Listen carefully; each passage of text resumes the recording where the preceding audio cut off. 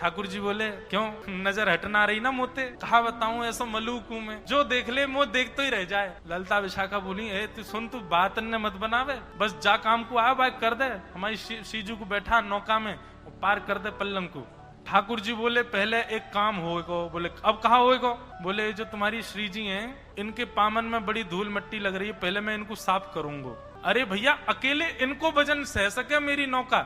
इनके पामन में धूल मिट्टी लगी है, या को वजन यदि मेरी नौका में गयो तो डूब जाएगी। ललता विशाखा बोली ये सब तो तेरे बहाने हैं, स्पर्श करवे के हम सब जाने ना है। तू सकलती पता चल लो कैसा है, लंपटता के पूरे लक्षण है तो में। ठाकुर जी बोले तो फिर ठीक है चली जाइयो, पार में जा रहा हूँ। बैठन लगे नौका। अरे ना ना ना, तू तो बुरो मान जाए लाला, आजा आजा। कहा करना? बोले चरण धोऊंगो, मैं ही धोऊंगो, तुम सबरी दूर नहीं हो, अकेलो धोऊंगो। श्री जी तो पीछे हट गई, बोले मैं नहीं स्पर्श कराऊंगी याते। ललता विशाखा बोली श्री जी देखो दूर दूर तक कोई नौका नहीं है, एक ही नौका है। अब ठीक है जैसो भी है, पार तो कर ही देखो। और श्यामाजू एक बार बस या की नौका में बैठ जाएं हम, फिर तो या ऐसा सबक सिखाएंगी, पल्ली पार ले जा करके तो या के हाथ पाम बांध के एक एक डुक मार के जाएंगी यहाँ में।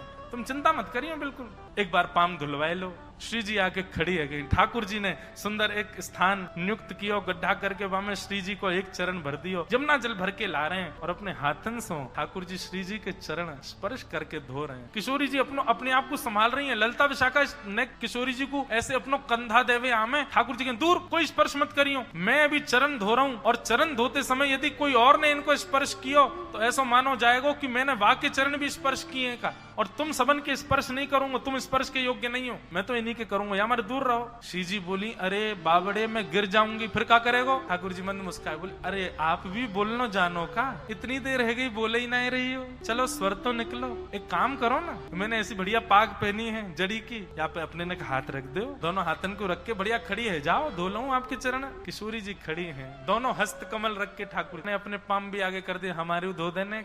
ठाकुर जी बोले तुम तो पीछे ही रहो, आ गई है बात बनामती। आओ आओ श्यामा जी आप विराजो यहाँ में, नौका में बैठो मेरी। सब लोग पीछे रहियो, कोई मत आ जाइयो, मेरी नौका डूब जाएगी नहीं तो। किशोरी जी विराज गए, ठाकुर जी बैठ गए।